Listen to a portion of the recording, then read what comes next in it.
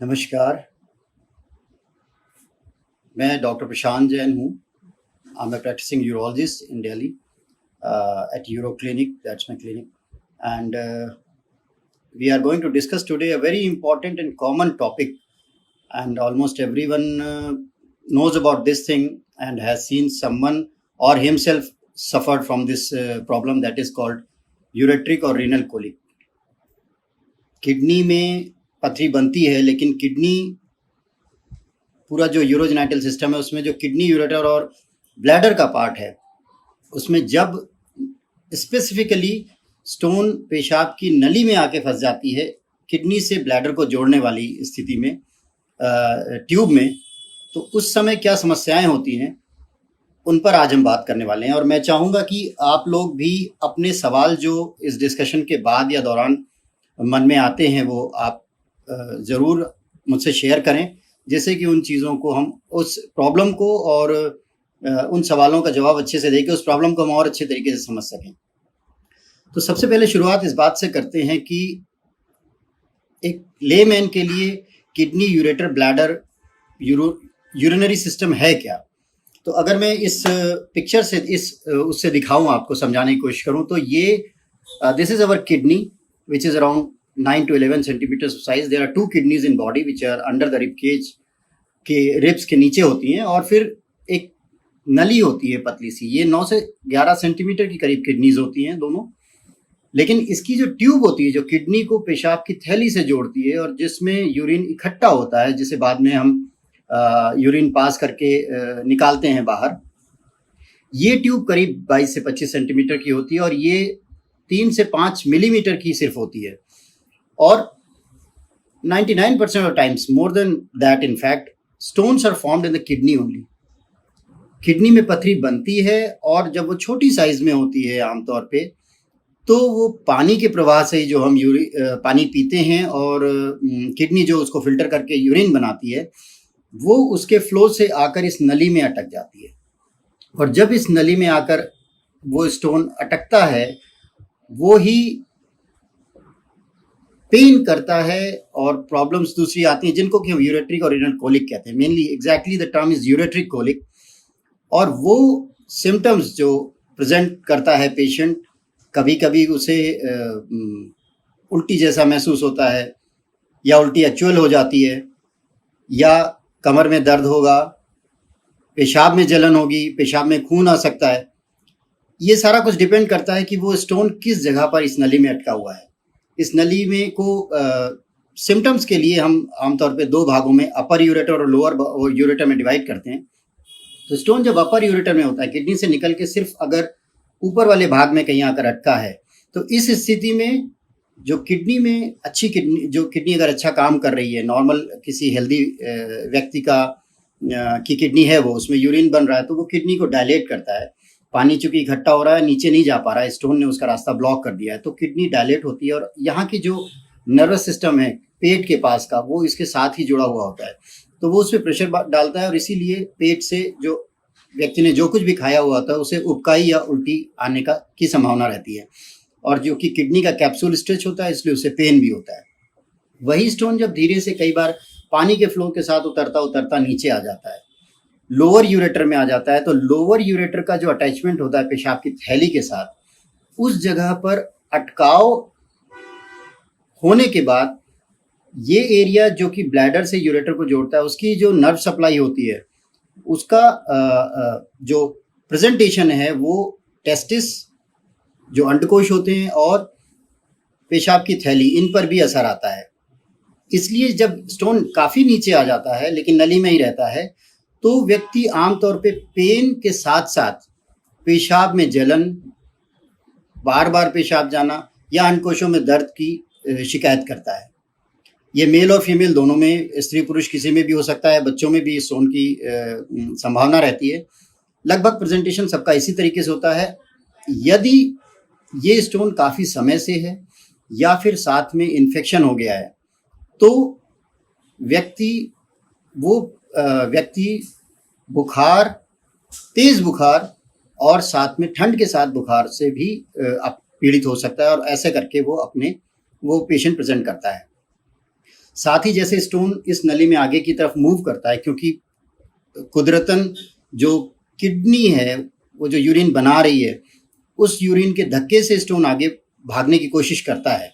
At least ऊपर से pressure आता है तो वो पुश होता है उसको, उसी से जो यूरेटर में रगड़ लगती है उसी से यूरिन लाल होता है, जो ब्लड यूरिन में आता है, जिसको हम हेमेचूरिया कहते हैं।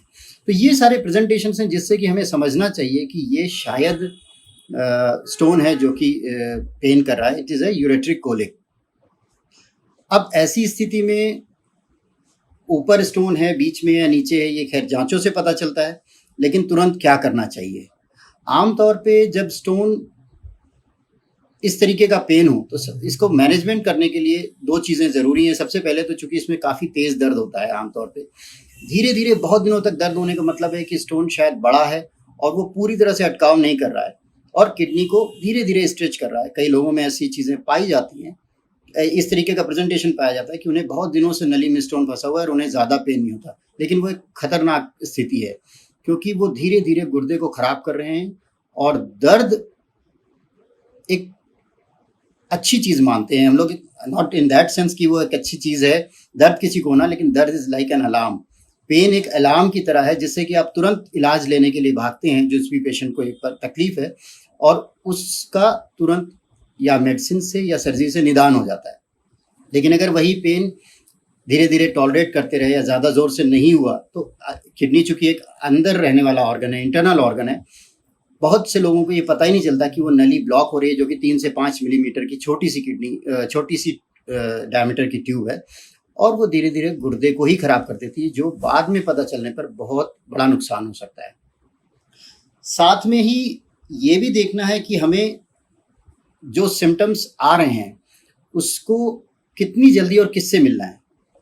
अगर इसी तरीके के लक्षण हैं तो सबसे पहले जहाँ पर भी आपको दर्द के लिए या आसपास के हॉस्पिटल में या नर्सिंग होम में, क्लिनिक में, जहाँ पर भी आपको दर्द के लिए कोई ट्रीटमेंट मिल सकता है, उसको लेने के साथ साथ आपको कुछ एक स्पेसिफिक जांचें ज़रूर करानी चाहिए जिससे कि उस दर्द का कारण पता चल सके। किडनी में आमतौर पे जो यूरेट्रिक कोलिक होता है, रीनल कोलिक होता है, उसके लिए पेन किलर्स बहुत ही काफ़ी प्रचुर मात्रा में दिए जाते हैं। किसी को पेन हो रहा है, मुझे टॉलरेट नहीं हो रहा, 2 बार 3 बार उनको डाइक्लोफेनेक या किसी भी NSAID के इंजेक्शंस भी लगाए जाते हैं, क्योंकि वो बड़ा भीषण सा दर्द होता है। कई बार मेरे पास जैसे पेशेंट्स आते हैं, लेकिन ये ध्यान रखना है कि बहुत ज़्यादा दर्द की दवा भी नुकसान करती है। अगर सिर्फ दर्द को टॉलरेट करने के लिए दर्द की दवा लेते रहे और इसके निदान पर नहीं गए, प्रॉपर इवेल्युएशन इन्वेस्टिगेशंस के द्वारा, और फिर उसका ट्रीटमेंट नहीं कराया, तो हो सकता है कि धीरे धीरे इसकी आदत बन जाए। स्टोन के साथ साथ दर्द की दवा से भी गुर्दा खराब हो जाए और बाद में पछताना पड़े। इन प्रेजेंटेशंस के साथ जब आप दवा ले लेते हैं, टेम्परेरी आपको पेन, किसी पेशेंट्स को जिसको दर्द हो रहा है उसको आराम मिल जाता है, उसके बाद जो ज़रूरी जांचें हैं उनमें से सबसे पहला यूरिन की जांच है, यूरिन रूटीन और कल्चर भी, चूँकि इन्फेक्शन भी हो सकता है किडनी में, लेकिन यूरिन रूटीन की जांच से हमें पता चलता है कि कोई यूरिन में ब्लड तो नहीं आ रहा है, क्योंकि स्टोन 70 to 80% ऑफ टाइम्स अंदर रगड़ करता है यूरेटर पे, and once it irritates the ureter and rubs on it the inner mucosa, then blood comes. जो उसका नुकसान होता है, चोट लगती है, उससे थोड़ा सा यूरिन में ब्लड होता है, जो कि कई बार खुली आंखों से, ऐसे नंगी आंखों से नहीं दिखाई देगा, लेकिन जब माइक्रोस्कोपिक एग्जामिनेशन होता है तो उसके अंदर RBCs दिखाई देते हैं, तो वो एक इंडिकेशन है कि ये पेशाब की नली में शायद कोई प्रॉब्लम आ रही है।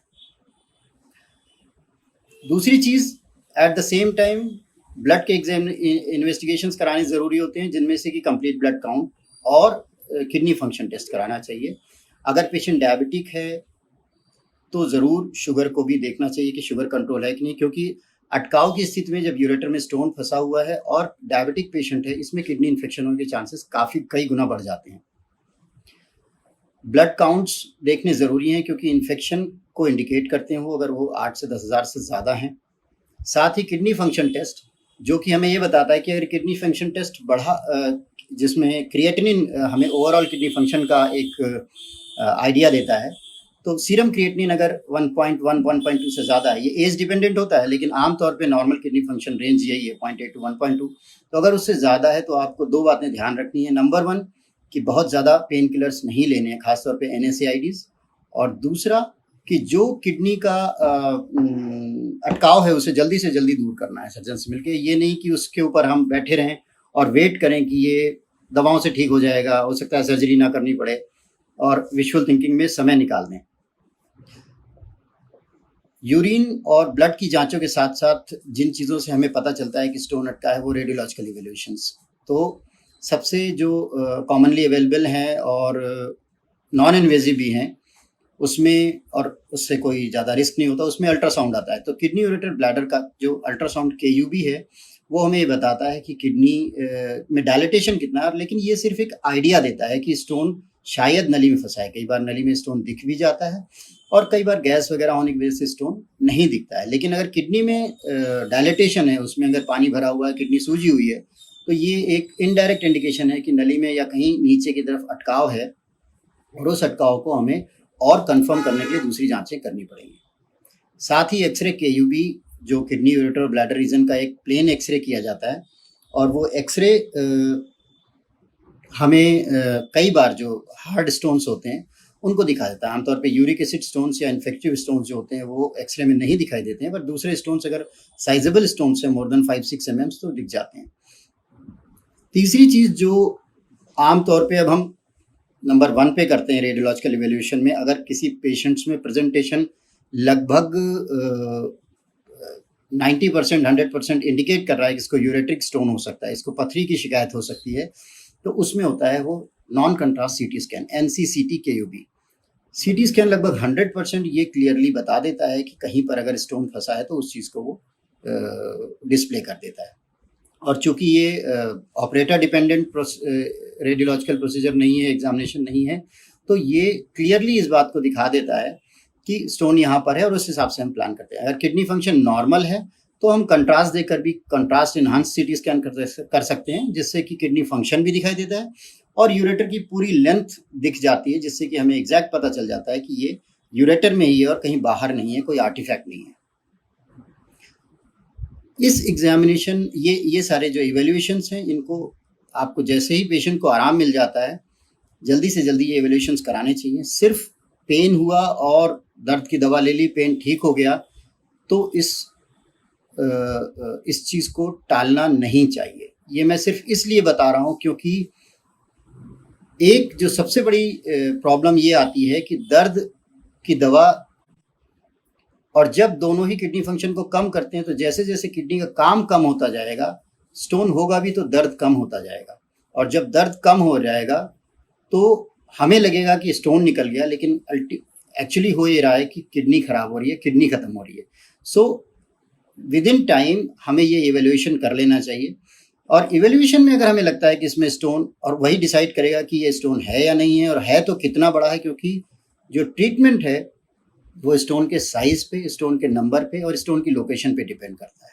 तो अगर स्टोन नहीं है तो ये बहुत अच्छी बात है, हो सकता है निकल गया हो या हो सकता है रहा ही ना हो और किसी और कारण से पेन हो रहा हो। और अगर स्टोन है तो वो किस जगह पर है, अपर यूरेटर में है, लोअर यूरेटर में है, यूरेटोपेलिक जंक्शन पे है, कितना बड़ा है और कितने नंबर्स हैं उसके, स्टोन 1 है, 2 हैं, 4 हैं, ये डिसाइड करते हैं कि हमें किस विधि से इसको निकालना है। तो ट्रीटमेंट लेने के लिए इन्वेस्टिगेशंस जैसे ही आराम मिल जाए पूरे कराने चाहिए, और तसल्ली करनी चाहिए कि स्टोन है या नहीं, और उसके हिसाब से आगे जैसा भी आपका यूरोलॉजिस्ट एडवाइस करते हैं उसको फॉलो करना चाहिए। एक और इम्पॉर्टेंट चीज़ है जो प्रेजेंटेशन में भूल गया, वो ये है कि कई बार व्यक्ति पेशेंट्स ये कंप्लेन करते हैं कि मुझे यूरिन हो ही नहीं रही बहुत देर से। इस स्थिति में ये एक इमरजेंसी है कि इन्वेस्टिगेशंस तुरंत कराए जाएं, क्योंकि कई बार दोनों नलियों में छोटे छोटे स्टोन्स आके फंस जाते हैं और दोनों गुर्दों का ऊपर से यूरिन नीचे आना रुक जाता है। या फिर जैसा कि शायद काफ़ी लोगों को नहीं मालूम हो, नॉर्मल पॉपुलेशन में भी 400 लोगों में एक व्यक्ति की नेचुरली किडनी एक ही होती है। तो ऐसे में जब, और उन्होंने चूंकि कभी कोई प्रॉब्लम नहीं हुई, कोई जांच नहीं कराई, इसलिए ये नहीं पता चलता कि किडनी में वो स्टोन जो है वो, सॉरी, किडनी एक ही है उनको। और जब एक किडनी होती है कोई प्रेजेंटेशन आता है लाइक पेन और like some symptoms are there and they go for evaluation, उस वक्त जब उन्हें पता चलता है कि मेरी एक ही किडनी है और उसमें भी अगर नली फंस गई तो यूरिन नहीं आएगा और इसलिए यूरिन बंद हो जाता है। ऐसी स्थिति में अगर टाइम पे ट्रीटमेंट नहीं लिया गया तो किडनी काफ़ी जल्दी खराब हो सकती है। और दूसरी चीज़ कि यूरिन नहीं आने से वो जो शरीर में जो यूरिन के अवयव हैं वो फैलते हैं, उनसे भी काफ़ी नुकसान हो सकता है। अब बात करते हैं इस चीज़ की कि अगर पता चल गया कि स्टोन है सॉरी, तो मैनेज कैसे करना है। सबसे पहले तो ये कि स्टोन को हमको इन्वेस्टिगेशंस पे डिसाइड करना होता है कि स्टोन कहाँ है। कई विधियां हैं। सबसे ज़रूरी चीज़ समझना ये कि मेडिकल मैनेजमेंट और सर्जिकल मैनेजमेंट में हम डिवाइड करते हैं इसको। छोटे स्टोन जो 4 से 5-6 मिलीमीटर तक के स्टोन्स होते हैं वो कई बार नली से अपने आप भी निकल जाते हैं। ऊपर से अगर किडनी से यूरिन का प्रवाह अच्छा है, किडनी अच्छी यूरिन बना रही है और यूरिन आउटपुट ठीक है, पेशेंट हेल्दी है, कोई और उसको सिम्टम्स नहीं है और नली में स्टोन 5-6 mm तक का आकर ऊपर से अटका है, ऐसी स्थिति में दवाओं के द्वारा स्टोन के निकलने की प्रोसेस को आसान किया जा सकता है। कुछ एक स्टोन्स जो कि लगातार शरीर में बनते हैं, आनुवांशिक होते हैं, उनके अलावा कोई भी दवा ऐसी नहीं होती जो कि स्टोन का साइज कम कर दे। इसलिए ये मिसनोमर है कि स्टोन की दवा खाई मैंने तो स्टोन का साइज छोटा हो गया। वो अल्ट्रासाउंड डिपेंडेंट जो एक वो कैलकुलेशन करते हैं, क्योंकि अल्ट्रासाउंड ऑपरेटर डिपेंडेंट होता है, तो एक सोनोलॉजिस्ट वही चीज़ 12 mm की दिखाता है, बाद में वो अगर 11 की दिखाई तो बंदा खुश हो जाता है कि मेरा स्टोन तो कम हो रहा है दवा खाने से, बट फैक्ट्स ये नहीं है। तो आमतौर पे स्टोन निकालने की जो दवाएं दी जाती हैं वो सिर्फ इस नली को ढीला करती हैं, जो एक नली किडनी को ब्लैडर से जोड़ती है। जब इसको थोड़ा सा ढीला करती हैं तो वो स्टोन नीचे की तरफ सरकता है और कई बार अपने आप निकल जाता है। ऐसी ही दवाएं ये फायदा देती हैं कि छोटा स्टोन अगर वो नली में अटका हुआ है और ख़ास तौर पे पेशेंट को कोई सिम्टम्स ज़्यादा नहीं है, हल्का पेन है या वो भी दवाओं से बेटर हो गया है, किडनी फंक्शन नॉर्मल है, वो डायबिटिक नहीं है, कोई फीवर नहीं आ रहा है, तो ऐसे पेशेंट में 3 से 4 हफ्ते तक दवाओं द्वारा हम उस स्टोन को निकालने का प्रयास कर सकते हैं। अगर पेशेंट सिम्टोमेटिक है, उसको फीवर आ रहा है, डायबिटिक है या यूरिन बंद हो गया है, कम आ रहा है, ऐसी स्थिति में दवाओं से ट्रायल लेना खतरनाक हो सकता है। साथ ही बहुत ज़्यादा पानी पीना भी नुकसानदायक है। कई लोग ये सोचते हैं कि बियर पी लेते हैं या फिर पानी बहुत सारा पी लेते हैं तो निकल जाएगा। यदि रास्ता छोटा है और ऊपर से बड़ी चीज़ को आप किसी चीज़ से धक्का दे रहे हैं तो मशीन पे तो ये ट्राई किया जा सकता है, ह्यूमन लाइफ पे ट्राई नहीं किया जाना चाहिए, क्योंकि अगर वो रगड़ लगा के उस नली से निकल भी रहा है तो इस नली के अंदर की म्यूकोजा को वो खराब करता हुआ निकलता है, तो बाद में वो जब हीलिंग होती है वो सिकुड़ के होती है और इस नली में सिकुड़न हो जाती है। तो पहले का जो डायमीटर है 3 से 4-5 मिलीमीटर का, वो छोटा धीरे धीरे होता जाता है और वो काफ़ी कम हो जाता है, कई बार 2-3 मिलीमीटर का हो जाता है। तो ऐसी स्थिति में पहले जो 5 mm का स्टोन यहाँ से निकल सकता था, अब यहाँ पर 3 और 4 mm का भी अटक जाता है। तो ये भी कोई अच्छा तरीका नहीं है और किडनी जब ज़्यादा फोर्स करती है, जब ज़्यादा हम पानी पीते हैं तो पेन भी ज़्यादा होता है। तो ऐसी स्थिति में जब एक्यूट पेन हो रहा हो तो बहुत पानी पीना समझदारी नहीं है, वो दर्द को और बढ़ाती है कम करने की जगह। अब इस स्टोन को अगर मेडिकल मैनेजमेंट से स्टोन मान लीजिए 6 mm 7 mm से बड़ा है, 5 mm 6 mm से बड़ा है या पेशेंट सिम्टोमेटिक है, तो ऐसी स्थिति में कुछ एक 3 या 4 विधियां हैं जिनसे स्टोन को निकाला जा सकता है।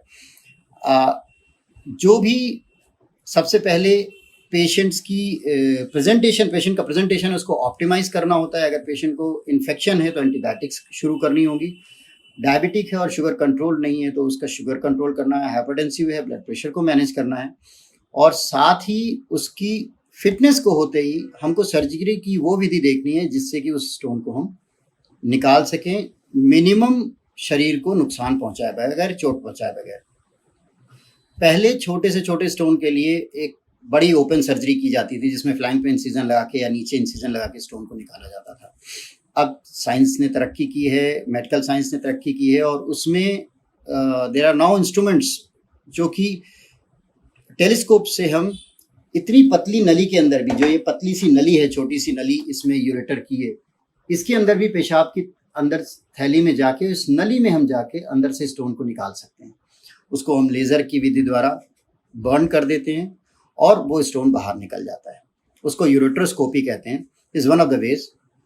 आमतौर पे अगर पेशेंट का छोटा स्टोन लोअर यूरेटर में है तो उसको यूरेट्रोस्कोपी विधि से निकाल दिया जाता है और बाद में यूरेटर फिर से चिपके नहीं, थोड़े समय के लिए जहाँ ज़रूरत होती है वहाँ पर स्टेंट डाल दिया जाता है, जिसे कि डीजे स्टेंट, डबल जे स्टेंट बोलते हैं।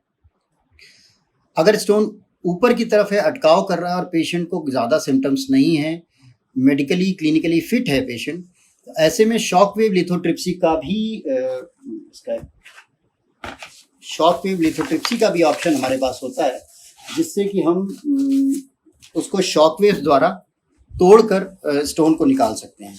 इसमें एक ऐसा फोल्डर है मेरे पास जो मैं दिखा रहा हूँ। इसमें अगर स्टोन है तो बाहर से, ये कोई सर्जरी नहीं है, इसमें बाहर से शॉक वेव्स देकर उस स्टोन को चूरा कर देते हैं, बुरादा कर देते हैं। थोड़ा ये पार्टिकल 6-8 mm का है तो उसको तोड़ दिया और ये जब लेस देन 4 mm 3 mm का हो जाता है तो यूरिन के फ्लो के साथ ये बाहर निकल जाता है। यहाँ पर ये ज़रूरी है जानना कि ये इस विधि से स्टोन निकाला नहीं जाता, सिर्फ तोड़ा जाता है। और तोड़ने के बाद किडनी अपने फंक्शन, अगर वो किडनी फंक्शन अच्छा है तो उसमें ये बाहर निकल आता है। और इसीलिए ये ध्यान रखना ज़रूरी है कि ये विधि उन्हीं पे ESWL शॉकवेव लिथोट्रिप्सी उन्हीं लोगों पर ट्राई करनी चाहिए जिनका किडनी फंक्शन नॉर्मल है, जिनकी 2 किडनीज हैं। सॉलिटरी किडनी पर ये कॉन्ट्राइंडिकेटेड है, जिनको कोई इन्फेक्शन नहीं है, डायबिटीज़ नहीं है और जिन लोगों को ज़्यादा सिम्टम्स नहीं है। दूसरा तरीका जो कि यूरेट्रोस्कोपी है, उसमें पेशाब की नली में ट्यूब डालकर उसको यूरेट्रोस्कोप के द्वारा हम, जैसा मैंने आपको बताया कि इसके अंदर, नली के अंदर से जाके उसको स्टोन को पल्वराइज करके निकाल देते हैं। साथ ही यदि स्टोन, कई बार जो अपर यूरेटर में स्टोन होता है, किडनी में ऊपर स्टोन यहाँ पर है और जब नीचे से प्रोसीजर करने गए तो वो स्टोन किडनी के अंदर चला जाता है। छोटा स्टोन है, उसने रास्ते में ऊपर से ही आया था, इसको ब्लॉक किया और यहाँ से ऊपर चला गया, फिर से वापस चला गया।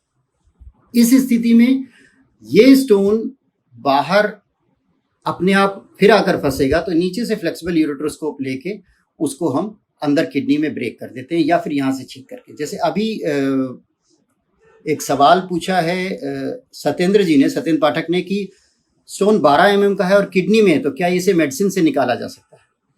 आमतौर पे 12 mm का स्टोन किडनी से निकलने की संभावना दवाओं से नगण्य है, नील है, क्योंकि ये यूरेटर का, जैसे मैंने आपको बताया, साइज 3 से 5 मिलीमीटर है। 1 in a million कुछ भी हो सकता है। दैट्स लाइक अ मिरेकल कि कहीं से फंसा हुआ था और यूरेटर डायलेट होता गया और इसमें से निकल गया। I have also seen, like in my 20 years of practice, active 15 years of practice, I have seen 2 or 3 patients who have passed around 2 centimeters of stone from that. But ये trial नहीं करना है अपने शरीर के साथ कि नहीं इसको हमें दवाओं से निकालना है, उसमें चाहे किडनी खराब हो जाए या यूरेटर खराब हो जाए। So my suggestion is that if the stone is more than 5, 6, 7 mm, maximum 7 mm, then you should go and take the advice of urologist and the appropriate surgical treatment should be taken for your own good. अगर stone ऊपर चला गया है तो उसके लिए या तो हम फ्लेक्सिबल यूरेट्रोस्कोपी, जैसे FURS या RIRS कहते हैं, या फिर बाहर से छेद करके उस स्टोन को निकालने का प्रोसीजर करते हैं, जैसे PCNL बोलते हैं। तो ये जैसे दिया हुआ है कि किडनी को हम बाहर फ्लैंक से यहाँ से एक छेद करते हैं, it is just like pain का एक इतना ही चौड़ा छेद होता है, ऐसे एक छेद करते हैं, उसके थ्रू ही नेफ्रोस्कोप डाल के और फिर इस एरिया को हम स्टोन को लोकेट कर लेते हैं और उसको अंदर से लेज़र या लिथोक्लास से पल्वराइज करके उसको हम निकाल देते हैं। आमतौर पे स्टोन्स को निकालने के बाद एक स्टेंट डाला जाता है, इसे डबल जे स्टेंट बोलते हैं। इसके कई फ़ायदे हैं, क्योंकि जो किडनी का फंक्शन कंप्रोमाइज़ होता है स्टोन और ऑब्स्ट्रक्शन की वजह से, उस स्थिति में किडनी स्टोन निकलने के बाद भी एकदम से बहुत अच्छा काम नहीं कर पाती, या उधर कुछ क्लॉट्स या ब्लड क्लॉट्स बनते हैं तो वो नली को फिर से ब्लॉक कर सकते हैं। जब हम ऑपरेशन करने के बाद स्टेंट डालते हैं तो स्टेंट उस ब्लॉकेट को होने नहीं देता और यूरिन उसके साइड से और उसके अंदर से बाहर निकल जाता है। वो स्टेंट 2 हफ्ते या 3 हफ्ते में बाहर निकाल दिया जाता है। किसी किसी को स्टेंट रिलेटेड सिम्टम्स होते हैं तो उसे पहले भी निकाला जा सकता है या दवाएं देकर उन सिम्टम्स को कम किया जा सकता है। अब इसके अलावा एक चीज़ और भी जाननी ज़रूरी है कि अगर कोई भी ट्रीटमेंट नहीं लिया है तो कितने समय तक हम वेट कर सकते हैं। जैसा कि मैंने पहले बताया, अगर एसिम्प्टोमेटिक पेशेंट है तो 3 से 4 हफ्ते तक वेट कर सकते हैं। छोटा स्टोन है 5 से 6 mm तक का और नली में है, सिम्टम्स ज़्यादा नहीं है, पेन ज़्यादा नहीं हो रहा है, पेशेंट का किडनी फंक्शन नॉर्मल है और उसको कोई कोमॉर्बिडिटीज ज़्यादा नहीं है, डायबिटीज नहीं है, हाइपरटेंशन नहीं है या और कोई ऐसी प्रॉब्लम नहीं है जो कि उस प्रॉब्लम को और प्रेसिपिटेट कर सकती है। अन्यथा इसका कोई टाइम लिमिट नहीं है। जब भी स्टोन दिखाई दे उसका साइज, लोकेशन और उसकी नंबर्स के हिसाब से यूरोलॉजिस्ट से कंसल्ट करके उसका ट्रीटमेंट लेना चाहिए। सो this is all. Acha, there are a few questions. I will answer that. Mayank Sharma is asking that for 5 mm stone it's useful. What I didn't understand. What is useful? So I mean, medical management is useful for a 5 mm stone if there is no associated symptoms. And Akash ने ये पूछा है कि what precautions need to be taken against stone problem? Yes. So that's a good question. For stone problem, first of all, that you should get rid of the stone, either medically or surgically. Once your kidneys are free of stone, then look back at what were the causes. Ask your urologist also, and see that what are the causes which led to this stone formation. आपका water intake ठीक है कि नहीं, क्योंकि ideally एक normal adult में जिसकी कि किडनी फंक्शन नॉर्मल है और कोई कोमॉर्बिडिटीज ऐसी नहीं है जो कि वाटर को इनटेक को रिस्ट्रिक्ट करती है, like cardiac problem, fluid overload की प्रॉब्लम नहीं है, उसे 3 से 3.5 लीटर तक पानी या टोटल लिक्विड्स लेने चाहिए। नींबू पानी और नारियल पानी की मात्रा ज़रूर होनी चाहिए दिन में 1 या 2 बार, क्योंकि इन सब चीज़ों से 1.5 से 2 लीटर तक यूरिन बनता है, जो एक नॉर्मल यूरिन आउटपुट होना चाहिए। और जब ये स्टोन्स किडनी में छोटी मात्रा में बनते भी हैं तो ये इतना फ्लो क्रिएट करके रखता है कि स्टोन बड़े नहीं हो पाते, वहाँ बने इकट्ठा नहीं हो पाते और स्टोन का साइज बड़ा नहीं होता। एक चीज़ यहाँ और समझनी ज़रूरी है, आमतौर पे गर्मियों में लोगों को स्टोन्स की प्रॉब्लम ज़्यादा होती है। हम लोग भी देखते हैं कि गर्मियों में पेशेंट्स का फ्लो बहुत बढ़ जाता है हॉस्पिटल्स में, इमरजेंसी में, यूरेट्रिक कोलिक के लिए। आमतौर पे मिसनोमर ये है कि गर्मियों में स्टोन ज़्यादा बनते हैं। थोड़ा बहुत परसेंटेज हो सकता है, जो लोग पानी कम पीते हैं उनके स्टोन्स बनेंगे ज़्यादा, ऑब्वियसली वो हर सीज़न में बनेंगे। लेकिन गर्मियों में यूरेट्रिक स्टोन्स इसलिए ज़्यादा होते हैं क्योंकि गर्मियों में हम बाय डिफ़ॉल्ट पानी ज़्यादा पीते हैं, प्यास ज़्यादा लगती है, और जब किडनी में छोटे छोटे ग्रेवल बने हुए होते हैं जो कि किडनी में कम पानी पीने की वजह से, रेस्ट ऑफ द सीजन्स में कम पानी पीने की वजह से किडनी में वो पड़े रहते हैं शांति से। जब हम पानी ज़्यादा पीते हैं गर्मियों में, वो छलक के नली में आ जाते हैं, क्योंकि रास्ता वही है बाहर निकलने का, और इसीलिए गर्मियों में यूरेट्रिक कोलिक का प्रेजेंटेशन ज़्यादा होता है। उनके बनने से ज़्यादा ये बड़ा कारण है कि जब हम पानी ज़्यादा पीते हैं जो एक डॉर्मेंट पड़ा हुआ था स्टोन किडनी में, वो छलक के नली में आ जाता है, and that causes pain and presentation, and we take it like कि गर्मियों में स्टोन बन ज़्यादा रहे, तो बन नहीं जा रहे हैं, निकल के बाहर आने की कोशिश ज़्यादा करते हैं वो, and then they get stuck and we get to know that there is a stone, and then we run for the treatment. Okay, one question is that what can we do if stones are in the gallbladder? There is a difference between gallbladder stone and kidney stones. So Karan, in kidney, stones are removed and kidneys are left behind, but in gallbladder is a vestigial organ, और gall bladder जब ठीक से काम नहीं करता है तो उसमें जो उसका जो पित्त होता है, उसका बाइल जिसको बोलते हैं, वो स्टोन बनाता है। और गॉल ब्लैडर में अगर स्टोन डिटेक्ट हुआ है तो उसमें गॉल ब्लैडर का सर्जरी करके गॉल ब्लैडर को स्टोन समेत बाहर निकाला जाता है, क्योंकि वेस्टिजियल ऑर्गन है, वैसे भी वो किसी शरीर के फंक्शन में बहुत ज़्यादा मदद नहीं कर रहा है, काम पाचन क्रिया में बहुत मदद नहीं कर रहा है। एक और बात ध्यान रखने वाली है कि गॉल ब्लैडर का स्टोन अगर गॉल ब्लैडर में हम छोड़ के रखते हैं, भले ही दर्द ना हो, वो कार्सिनोजेनिक होता है। इसका मतलब वो गॉल ब्लैडर का कैंसर बनाने का कारण बन सकता है, ये एक बड़ा कारण है, और गॉल ब्लैडर का कैंसर बहुत घातक होता है। उसका ट्रीटमेंट ही पॉसिबल है, कई बार क्योर पॉसिबल नहीं होती, बहुत लेट हो जाता है। तो गॉल ब्लैडर में एक स्टोन है अगर, तो उसको लेप्रोस्कोपी द्वारा निकलवा देना चाहिए, लेकिन वो किडनी स्टोन से अलग है।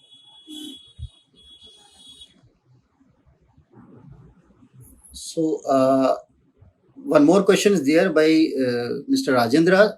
How stone recurrence can be taken care of? It's a good question. As I told that if the stones are there in a patient, they should first look back and why it is happening. They should go for that and take the precautions not to let that thing happen. जिनको नहीं भी stone है, आगे future में ना बने, या stone के लिए प्रिकॉशंस लेने, एक बहुत अच्छा मतलब ये एक अच्छी सोच है। उसमें आपका, अगर जैसा मैंने बताया किडनी फंक्शन नॉर्मल है, तो आपको एडिक्वेट वाटर इनटेक लेना चाहिए, अधिक नमक खाने से बचना चाहिए। You should always take low salt, because salt is one of the causes for hypertension, other things, as well as the stone formation. Few foods which are having oxalate should also be reduced in your diet. But ऐसा नहीं कि कोई भी चीज़ आपको एकदम बंद कर देनी है, क्योंकि मेरा मानना ये है कि कोई भी चीज़ आप दिन में 3 बार, हफ्ते में 7 बार, महीने में 30 दिन और साल में 365 दिन नहीं खाते हैं, तो ऐसा कोई भी चीज़ नहीं है वो नमक, चीनी या आटा रोटी वगैरह छोड़ के। तो भिंडी, पालक, टमाटर, कोई भी चीज़ आप दिन में 1 या 2 बार खाएंगे, हफ्ते में 2 या 3 बार खाते हैं या 4 बार खाते हैं, तो उनकी क्वांटिटी इतनी ज़्यादा नहीं होती कि वो स्टोन फॉर्मेशन के लिए उतना ऑक्सीलेट कलेक्ट कर पाए बॉडी में। हाँ, जो लोग दिन में 3 बार पालक खा रहे हैं और हफ्ते भर पालक खा रहे हैं और पूरे महीने उनको पालक खाना है, then they should reduce that intake. So that is actually practically not happening with majority of this.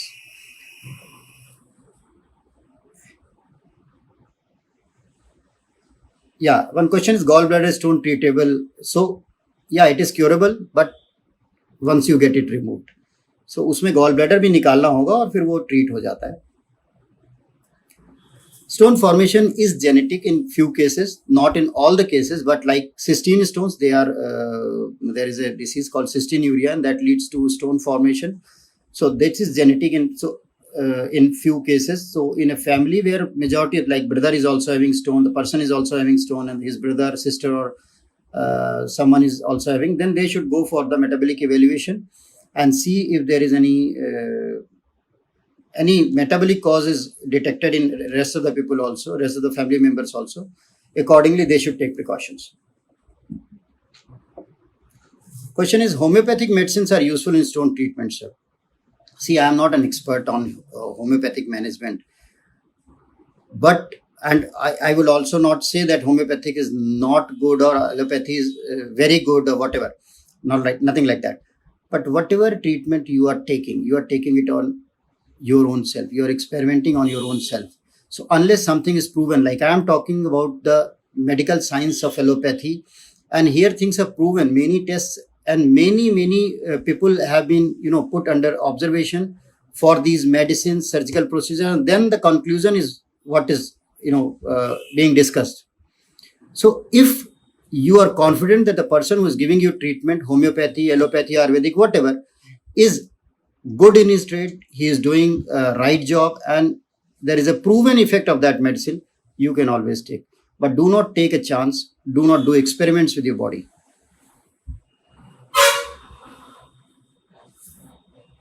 Well, thank you so much, and मुझे लगता है कि आपकी काफ़ी क्वेरीज इसमें क्लियर हुई होंगी, बट अगर अभी भी still you have some queries, you can always connect to me on the details given in the chat box. There is one comment box, so you can always write to me or you can call me. Thanks so much. Thank you.